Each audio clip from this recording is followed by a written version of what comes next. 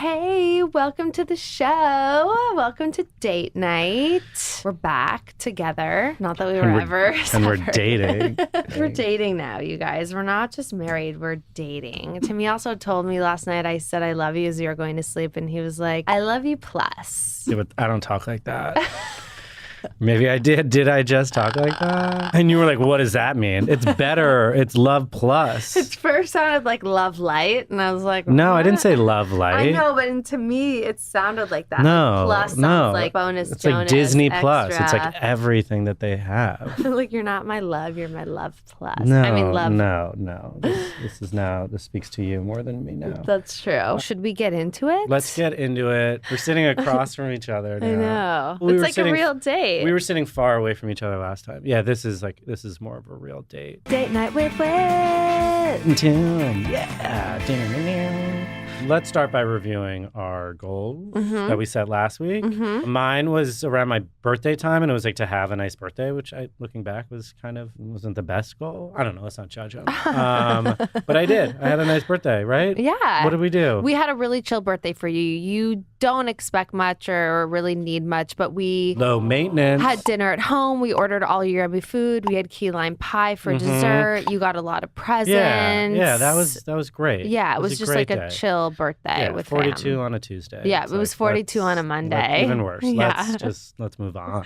My goal was to simplify things. And Simplification. I have really been doing that. I've been very good at prioritizing the tasks and things that I want to do and saying no to the things I don't want to do and not feeling guilty about it. I feel like it's just been really good for me to clear up my brain as to like within work, like the 5 things that I want to focus on, and then the personal stuff, what I want to focus on, and really only pouring my energy into those 2 and not letting anything else take me away or like trying to start new things. Like I'm not in a like, let's get a lot of irons in the fire. You're like, let's take care of the irons that are currently in there. Exactly. Well, what's on your mind? Something on my mind. So what's on my mind right now is very fresh because it's a book that I'm reading, and it's something that is on my mind because I'm trying to take what I'm reading and actually really practice it like throughout the day and be really aware of it. And it's a little bit exhausting, but just to give you some context, the book is The Untethered Soul by Michael A. Singer. And we were discussing it a little bit, but the first part is all about how we are not the voices in our head or all the things that we're thinking or the feelings that we're feeling. We are just the person who's seeing things, and then it's up to us like how to dissect it or how our environment affects us. And so I've been really trying to like monitor all my thoughts and be like, what is serving me? What is a negative thought? What is adding to my insecurity? What is adding to my social anxiety? Or why, like I'm really trying to be mindful of all of the thoughts floating around in my head. Right. And then this last part was all about how the more that you open yourself up to things, the more energy you will receive and the more energy you will have in life. Like so much of our energy we think is due to the food that we eat and the sleep that we get. And while those things are true, so much of our energy also just comes from our social and emotional interactions and what's happening in the world around us. And so we just need to continually stay open to the world outside of us and not close ourselves off, because if we close ourselves off, then we are rejecting this energy that we can make within ourselves. I love all that. Damn. So that's on my mind right now because it just feels empowering. Sometimes you have to really think about it like objectively. Gotta think about your thoughts. Yeah, It's a lot. it's exhausting, Thinking, but yeah. we have to do it. And I think the more you do it, the more it just becomes second nature. I think it's probably exhausting right now, but I think it's something that we can train our mind to do. And this is becoming more spiritual. And I'm also learning that too. Like I was a very kind of naive and ignorant when it comes to like the word spiritual. Like I kind of strayed away from it and thought it coincided with like a religious thing, or I don't know. I just was like, I don't really feel like I'm a spiritual person. And then I'm learning that spiritual just means being in touch with this like inner you, with your spirit. So I feel like I am wanting to be a spiritual person. Anyone who is looking inward and trying to learn more about how they operate is a spiritual person by those definitions. And that's who you are. Love you. I love you Date too. nights. What's on your mind, honey? I mean, what's on my mind is Israel and Palestine and what's going on there. But I don't really want to talk about it. I felt the same. That's why it's on the forefront of my mind too. But I was like, And maybe we could talk about not it specifically, but just how I'm dealing with it being on my mind at all times. Like something awful happens and like you feel awful or sad or heartbroken or whatever, angry, and then, you got to go pick up your son at school or like get dinner ready or go to your job. Like you have to like put these compartmentalize. Yeah. And is that right? Like obviously it's good for your mental sanity, but like is that just us becoming numb to these problems and not being like engaged and like interested and active participants in the world? And like where do you draw the line? That's sort of what's on my mind beyond the specifics of the issue. It's like I'm playing tennis. Like should I be playing tennis? Like there's kids dying. Like, no. You know what I mean? I think that everybody has to take care of themselves and do what they can to relieve that emotional stress because it is a major drain on your energy. But I do think that we should be spending time like learning, reading, watching, which you are doing. Every day. Yeah. Every day, which you are doing. You just can't do that nonstop and then feel guilty about taking 2 hours to go like move your body, No, I know as long that's as you're right. doing what you can on the other side. No, I know that's right. I just have been having some guilt about it. I of course get that, but I think what can make you feel better is just knowing that you have to show up for your family. You have to show up for Sonny, and that doesn't make you a bad person. It doesn't mean just because you are existing in this way that you are not caring about them. But I get it. I understand that feeling. I feel like having a social platform. I've been active for the past week in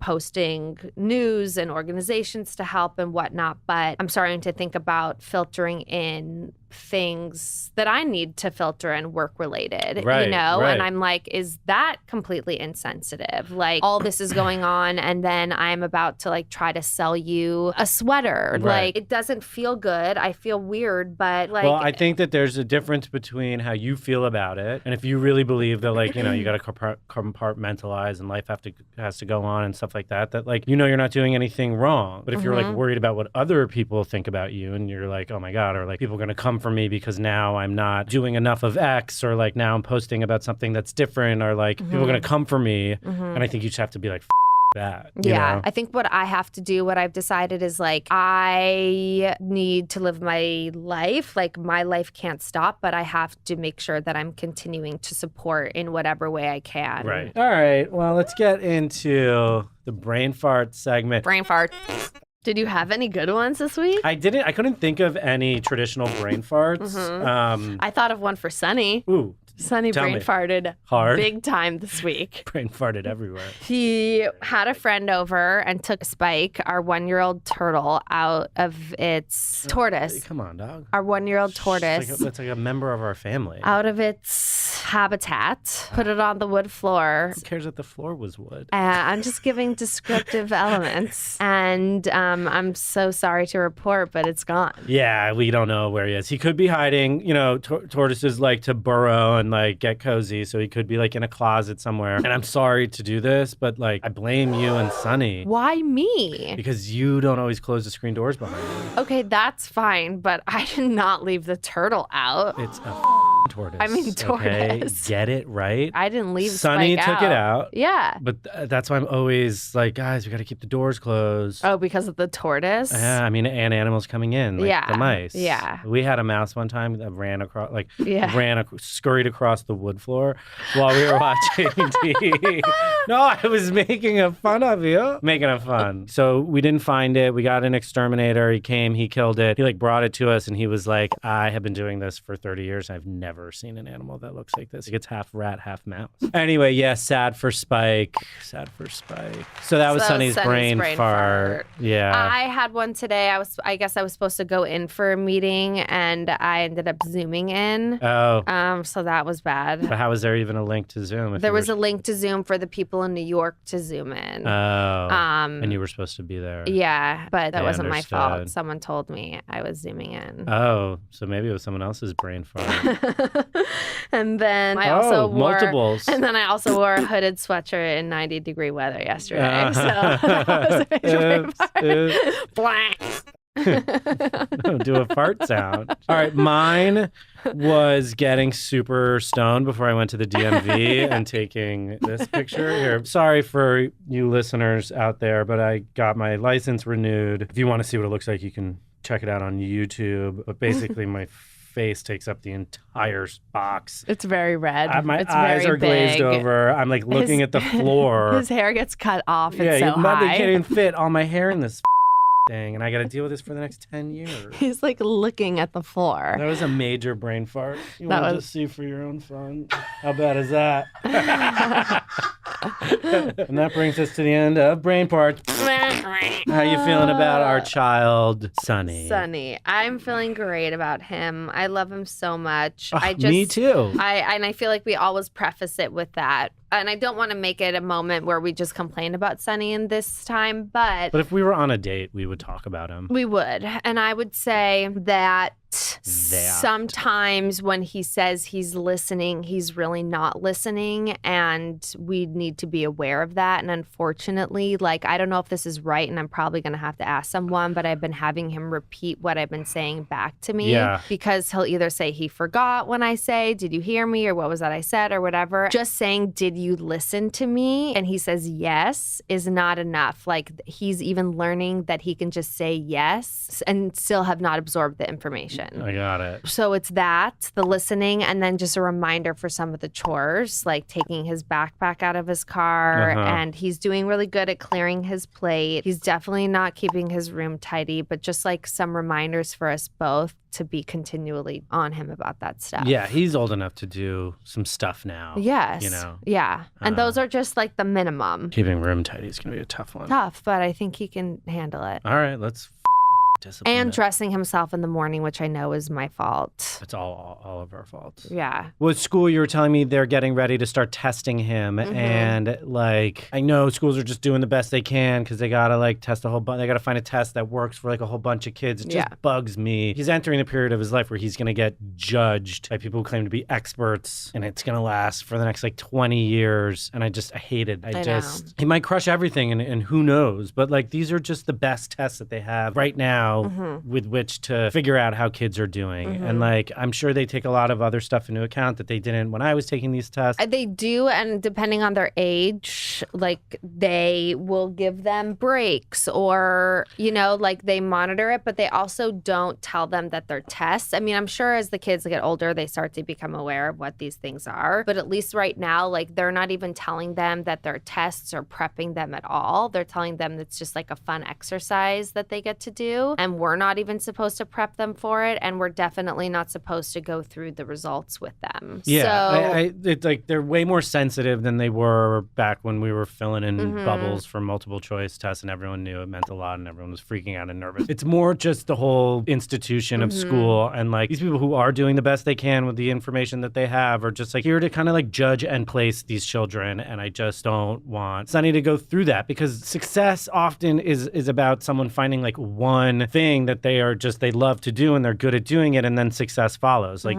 you don't have to be good at everything. In fact, you could be miserable at most stuff and just be good at one thing, and that will make you successful. And like, I know that they're like going to be judging him. I know, but I think that that's why we chose this school, because they are able to see where the students excel. You know what I mean? Yeah. And then nurture them towards that and not put these kids in a box where they have to have these high test scores. Like, that's not the school that we chose. And No. we will never have that kind of mentality in our house about the test anxiety or the score anxiety. Sonny is starting to have an idea. I'm at least already starting to talk to him about success not being about like money or necessarily even what you do. It's about finding something that makes you happy. And I think the school has that mentality as well. Okay. Well, they better. I think it's also really good for them to track it. Like, there's no other way that they can know how the kids are actually doing without No, tracking it. And then I they don't- can pay more attention. I know you know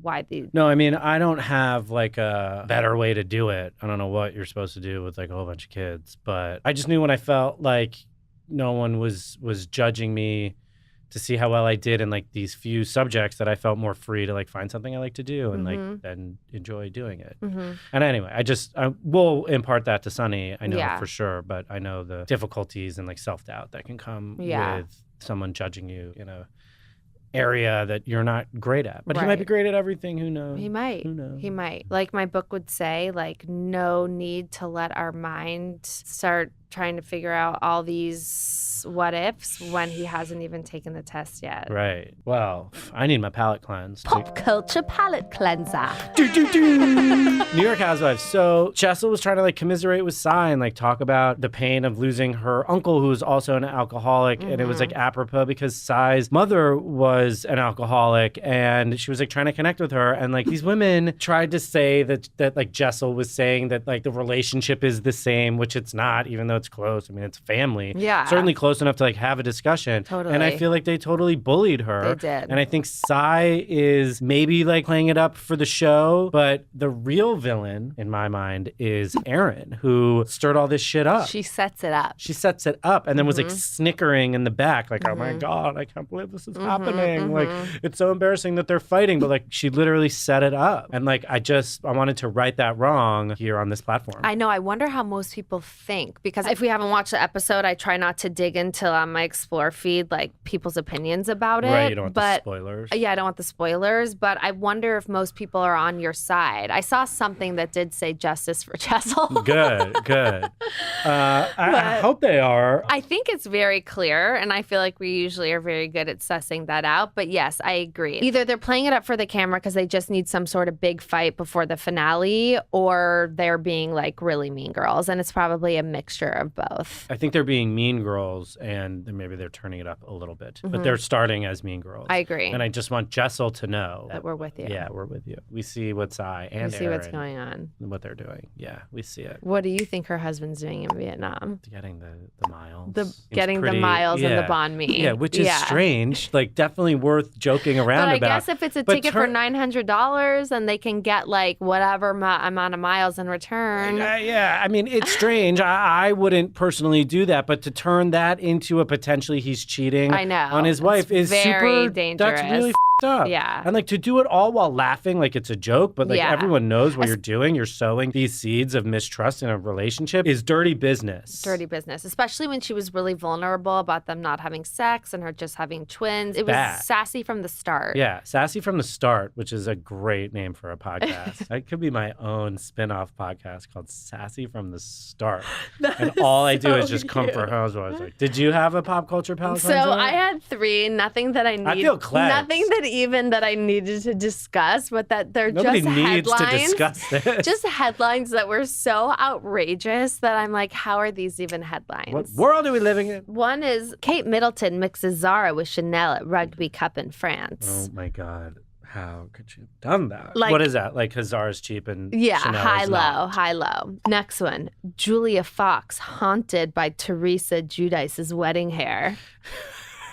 That's awesome. Last one, Tom Sandoval cries while pooping on Special Forces. I saw that too. That's an awesome headline. Yeah, what? What do you mean? I mean, do we have to watch that show? Special Forces? Yeah, I think so. It's poop. like all those celebrities that are doing those crazy challenges. I don't really care. You don't really care. I mean, I want to see Tom Sandoval cry. While pooping. But I bet I can get a clip of that. I bet you can. Yeah, Tom Sandoval is going to try and play the victim, right? On Vanderpump Rules. Just in general. Oh, yeah. He like came out with a podcast too. Right. But I think like he got a lot of backlash. Yeah. And now I think he's going to be like, oh, I've been through a lot. I'm not a big Tom Sandoval guy because I think he's super like calculated and like there doesn't seem to be any honesty behind his eyes. But like I also do think a lot of people were like, kill Tom Sandoval. It's like, no, that was can you just chill? Like, yeah. He cheated on his girlfriend. Like it was bad, but just come on. Bad publicist though to tell him to go on this show like right after. I think that if the goal is to make money, I think you go full Vil. Yeah, and maybe he wants people to forget the image of him from the show and try to remember the image of him from this show. I think they talk about it on this show, all that shit. That's the danger of reality TV, which is you start sharing your life and then, that's how you make your money and you can't, it's hard to go back. To get out of it. Yeah. And once you go Fullville, it's hard to come back from Fullville. The housewives do it. I feel like the housewives, they go Fullville and get awful and then they make up and then you're like, oh, they're so funny and fun. Yeah, because America, as much as they like to see someone, like the best is for them to be a hero. Yeah. And then fall to Fullville. But then we'll forgive you because we just want up and down. Yeah. What's the best thing you ate this week? The best thing I ate. The best thing that I had this week was the Iberico pork skewer from Safi's in Little Armenia. That was so good. We went on a double date there and had a great meal. It was like a pork skewer, not a ton of seasoning on the actual meat, but it was cooked really well. And then you grab some laffa and you dip it in the dipping and it was so good. It was delicious. That was really, really good. I had a bite of that. My favorite thing I ate this week, best thing I ate this week was the kielbasa sausage that you made. Shout out to Ina Garten. We went to Target on Saturday morning for a little outing and we saw Ina came out with a new cookbook. I went through the cookbook and chose this random sliced kielbasa dish with roasted onions, fennel, and peppers, and Timmy made it and it was bomb. Very bomb. Very bomb and seemed pretty easy. It was so to easy. do. You just cut up the vegetables, roast them, add the kielbasa with some honey mustard, and it was it, dog. So good. And then you ate it. I ate it. All right. Well, what are you feeling for next week? What are my goals for this next week? Yeah. For me, I am trying to take every part of my day as just its own individual happening. Not look at a whole day and be overwhelmed by it. Look at each thing as there's only one thing that can happen at a time and not have anxiety about things to come. Only just think about... You're talking about living in the present? Yeah, but more just in terms of schedule stuff. So much of the work week feels very scheduled. Yes. And so I'll look at the day and I'll look at it as a full and be like, oh my God, there's so many scheduled things. This is 3 of 5 things I need to do today. Yeah. So you're just let me just get this done. Yeah. So just looking at each thing as its own individual task to enjoy and get done. All right. That's a good goal. Mm-hmm. Also part of simplification. And I think it's cool to continue a goal from the other week. Keep it going. Exactly.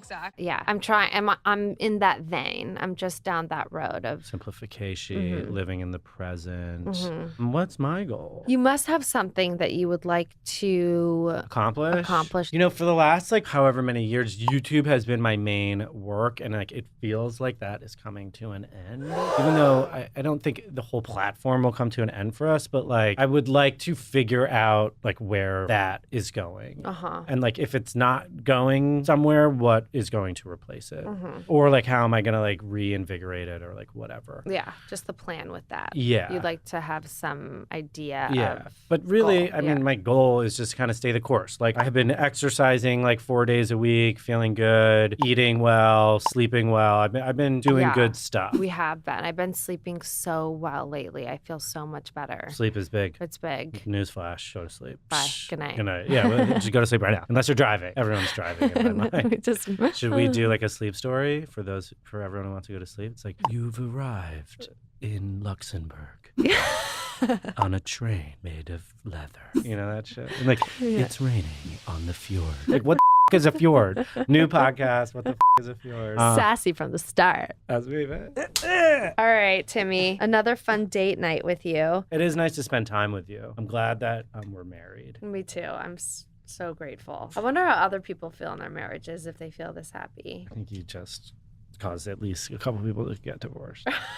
With just saying that, because they're I don't feel that happy. I deserve that. And you do. And sorry, Cheryl, you need to get out. Bobby does not appreciate you. And if there is anyone listening named Cheryl who has a husband named Bobby, I think you have to get divorced. Okay. Don't you think so? No, stay together, Cheryl and Bobby. I don't know. I need to know more. You need more context. Need to know That's more. fair. You need to know more context. I just can't. Well, let's bring them on the podcast if they exist. All right, Cheryl and Bobby, let us know where you are. All right. Bye. Gotta go.